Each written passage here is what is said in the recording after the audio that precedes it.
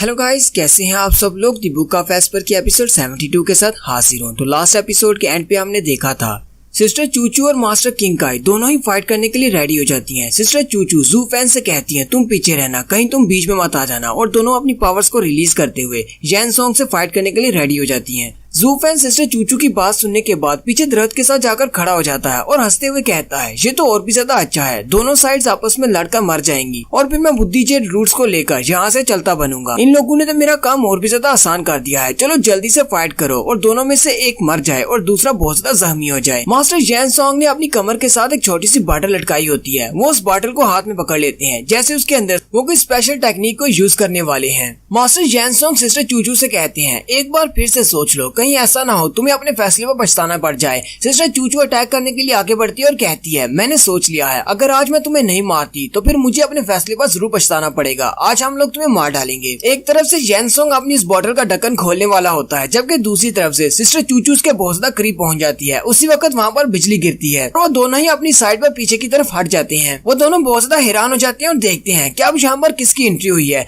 जैसे ही वहाँ से धुआं हटता है तो वहाँ पर मास्टर जियो और उनके दोनों स्टूडेंट यानी कि लॉन्ग नुई और लॉन्ग जी होते हैं। अंकल जियो उन दोनों लड़कियों से कहते हैं चूचू गर्ल, निंगियर गर्ल, क्या तुम मुझे भूल चुकी हो? क्या तुम अपने अंकल जियो को पहचानती नहीं हो? वो भी उसे देखकर हैरान हो जाती हैं और कहती हैं अंकल जियो आप यहाँ पर क्या कर रहे हैं? जबकि जू फैन भी सोच रहा होता है ये सारे लोग यहाँ पर क्यों आ रहे हैं जिन्हें मैं जानता हूँ। मेडिसिन किंग भी लॉन्ग जियो को वहाँ पर देखकर काफी ज्यादा हैरान हो जाता है और कहता है मुझे तो नहीं लगा था कि तुम्हें अपनी गॉड आई वापस मिल गई होगी, लेकिन अब तो तुम्हारे पास तुम्हारी गॉड आई वापस आ चुकी है, यानी कि तुम पहले जितने ही फिर से स्ट्रॉन्ग हो चुके हो। जबकि मास्टर लॉन्ग जियो भी उसे कहते हैं हाँ तुम्हें भी देखे हुए काफी अरसा हो गया। मास्टर जियो ने अपने कंधे के ऊपर उस कौवे को बिठाया होता है, उस डीमन क्रो को जिसके पास पर्पल लाइटनिंग आई है। मास्टर लॉन्ग जियो कहते हैं मुझे तो अपने छोटे भाई का शुक्रिया अदा करना चाहिए जिसकी वजह से ये पर्पल लाइटनिंग गॉड आई मुझे वापस मिल गई है और अब मुझे दोबारा से लोग मास्टर ऑफ गॉड आई कहने लगे हैं। और मुझे नहीं लगता कि अब मुझे मेडिसिन किंग से भी डरने की जरूरत है क्योंकि मेरे पास गॉड आई है। मास्टर जैंग बहुत ज्यादा एक्साइटेड हो जाते हैं और कहते हैं अब जबकि तुम्हारे पास गॉड आई वापस आ चुकी है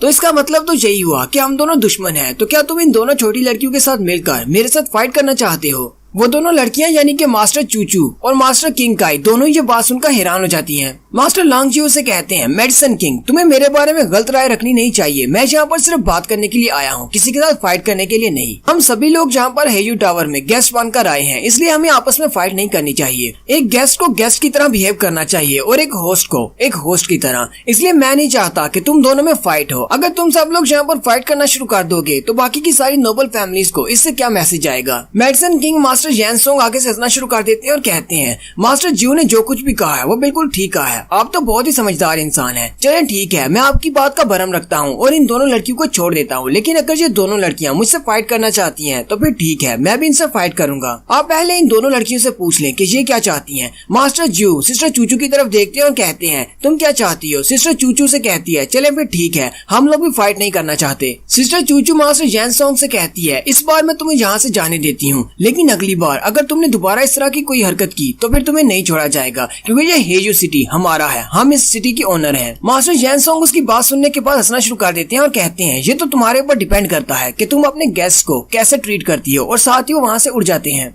मास्टर किंकाई आगे बढ़ती है और मास्टर जियो से कहती है मास्टर जियो आपने हमें रोका क्यों? हम लोग उसे आज मार देते। मुझे लगता है कि आप हमारी ग्रैंडमा की मौत को भूल चुके हैं, लेकिन हम लोग इसको नहीं भूले। हम अपनी ग्रैंडमा की मौत का बदला जरूर लेंगे और इस जैन सॉन्ग को एक न एक दिन जरूर मार डालेंगे। सिस्टर चूचू आगे बढ़ती है और मास्टर किंकाई को कहती है खामोश रहो। अंकल जियो उनसे कहते हैं तुम लोग मुझे बहुत ज्यादा गलत समझ रही हो, मैंने तुम्हें इसलिए नहीं रोका कि तुम उसे मार देती, बल्कि इसलिए रोका कि वो तुम्हें मार देता। मास्टर जियो से कहते हैं तुम दोनों भी बहुत ज्यादा यंग हो, ये एल्डर मेडिसिन किंग हमारी जनरेशन से है, वो मेरी तरह एक बूढ़ा है, मैंने उसके साथ बहुत बार फाइट की है, मुझे पता है कि उसका फाइटिंग स्टाइल क्या है, तुम दोनों उसे अभी सही तरह से समझती नहीं हो। मेडिसिन किंग जोमिंग वैली के 7th एल्डर से बहुत ज्यादा स्ट्रॉन्ग और बहुत ज्यादा कनिंग है। अगर तुम दोनों बिना सोचे समझे बिना किसी प्लान के उसके ऊपर अटैक करने के लिए आगे बढ़ती तो वो अब तक तुम्हें मार चुका होता। मास्टर किंकाई कहती है लेकिन मैंने तो उसे पहले से जख्मी कर दिया हुआ है, इसलिए वो हमारे सामने फाइट नहीं कर पाता, वो बहुत ज्यादा जख्मी है। मास्टर जियो से कहते हैं क्या तुमने उसकी वेस्ट के इर्द गिर्द लिपटे हुए उस छोटे से बॉटल को नहीं देखा जो उसने हाथ में पकड़ी हुई थी। मास्टर किंग काई कहती है तो उस छोटी बॉटल से क्या होने वाला था।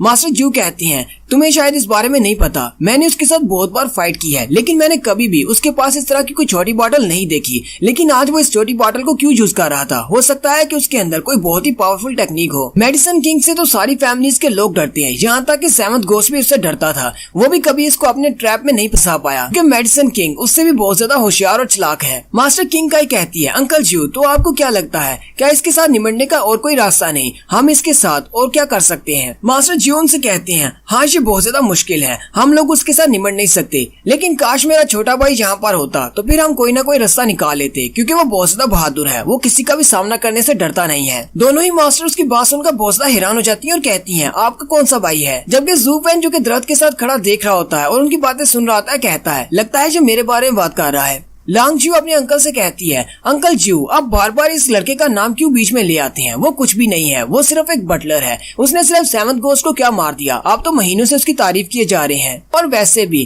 क़ियानलंग पवेलियन के भी ज्यादातर लोगों को इस बारे में नहीं पता कि आप और वो छोटा लड़का दोनों आपस में भाई हैं, कि आपने उसको अपना भाई बना लिया था। तो इन लोगों को कैसे पता होगा? हेजू टावर में तो किसी को भी नहीं पता कि आप उसके भाई हैं। मास्टर जियो से कहते हैं लांग नुई लगता है कि तुम उससे बहुत ज्यादा जेलस हो रही हो, वो लड़का तुम्हारी जनरेशन से है और तुम्हारी जनरेशन से ऐसा कौन है जो कि किसी सेवंथ एल्डर को मार सकता है? लांग नुई अपने अंकल की बात सुनकर शर्मिंदा हो जाती है। मास्टर लांग जी उसे कहते हैं इस बात से कोई फर्क नहीं पड़ता कि मैं पब्लिक के सामने उसे अपना भाई कह रहा हूँ, अगर तो मुझे उसे गॉड की तरह वर्शिप भी करना पड़े तो भी मैं करूंगा, क्योंकि वो बहुत ज्यादा अच्छा है। सिस्टर चूचू आगे बढ़ती है और अंकल जू से कहती है अंकल जू कहीं आप उस लड़के की बात तो नहीं कर रहे, वो जिसे डेविल मॉन्स्टर भी कहा जाता है, जीनियस डेविल, जिसके पूरे टीनियो एम्पायर में चर्चे हैं, जिसने सेवंथ एल्डर को मारा है। मास्टर जू से कहते हैं हाँ मैं उसी लड़के की बात कर रहा हूँ, वो एक बहुत बड़ा जीनियस है। हालांकि तुम हेजू टावर की ओनर हो और बहुत ज्यादा स्ट्रॉन्ग हो, लेकिन अगर वो लड़का यहाँ पर होता तो वो तुमसे भी फाइट कर सकता है, वो किसी से भी नहीं डरता और वो बहुत ज्यादा स्ट्रॉन्ग है। लांग नुई कहती है मुझे वो कोई जीनियस नजर नहीं आता, मुझे तो बस वो एक किलर नजर आता है जो जहाँ भी जाता है किसी न किसी को मार देता है। लांग जी उसे कहता है लिटिल कुई लगता है कि तुम बहुत ज्यादा जेलस हो रही हो, तुम्हें ऐसा नहीं कहना चाहिए। आखिर तुम इस बात को मान क्यों नहीं लेती कि जू फैन की क्वालिफिकेशन, उसकी पोटेंशियल और उसकी स्ट्रेंथ हमसे बहुत ज्यादा है, हालांकि हम लोग एक सेवंथ फैमिली के मेंबर्स हैं। हाँ ये बात है कि अभी के लिए वो बहुत ज्यादा एरोगेंट है, उसे ज्यादा चीजों की समझ नहीं है, वो बहुत ज्यादा बदतमीज है, लेकिन फ्यूचर में वो एक बहुत बड़ा पावर हाउस बनेगा।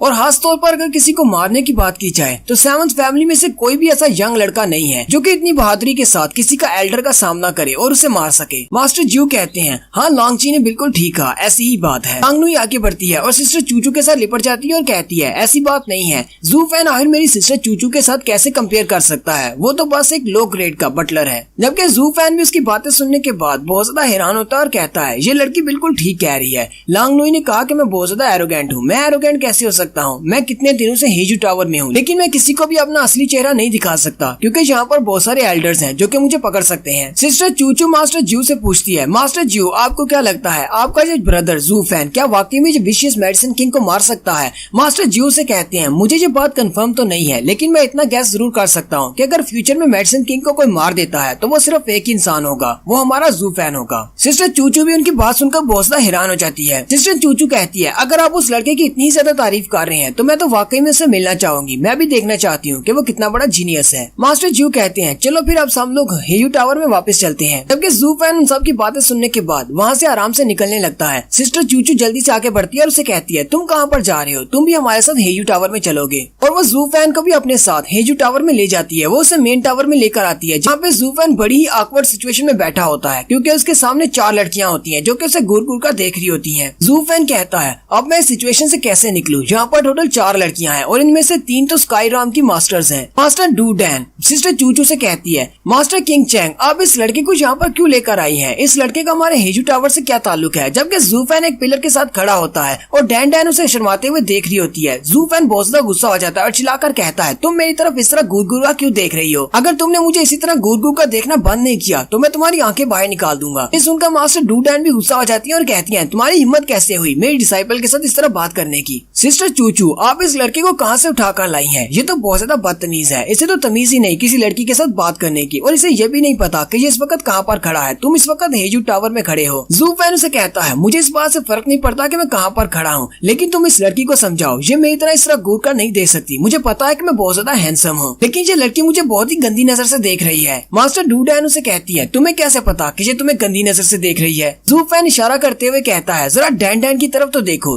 देखो जरा ये मुझे किस तरह घूर घूर कर देख रही है और इसका चेहरा भी साथ में लाल पीला हो रहा है, जैसे ये मेरे कपड़ों के अंदर से मुझे देख लेगी। क्या तुम्हें दिखाई नहीं दे रहा ये मुझे कपड़ों के साथ देखकर भी इस तरह शर्मा क्यों रही है? मैं इसको गंदी नजर से देखना ना कहूँ तो और क्या कहूँ कि डैन डैन बेचारी और भी ज्यादा शर्मिंदा हो जाती है और शर्म के मारे उसका चेहरा लाल हो जाता है। जू फैन की ये सारी बातें सुनने के बाद वो तीनों ही मास्टरों से घूर घूर कर देखती हैं और बहुत ज्यादा गुस्सा हो जाती हैं। सिस्टर चूचू से कहती है, जू फैन मैं तुम्हें यहाँ पर लेकर आई हूँ, तुम यहाँ पर गंदी जुबान इस्तेमाल नहीं कर सकते। जू फैन कहता है, ठीक है सिस्टर चूचू, मैं ऐसा नहीं करूंगा। जू फैन कहता है, मुझे पता है कि सिस्टर चूचू की अथॉरिटी यहाँ पर सबसे ज्यादा है, जब तक मैं इसे हुश रखूंगा तो कोई भी दूसरा मास्टर मेरे साथ पंगा नहीं लेगा, तो मुझे बस इसे हुश रखना होगा। और यहीं पर हमारी एपिसोड 72 का एंड होता है। एक्सप्लेनेशन अच्छी लगी हो तो कमेंट करके जरूर बताएं। चैनल को सब्सक्राइब कर दें, वीडियो को लाइक और शेयर कर दें। शुक्रिया।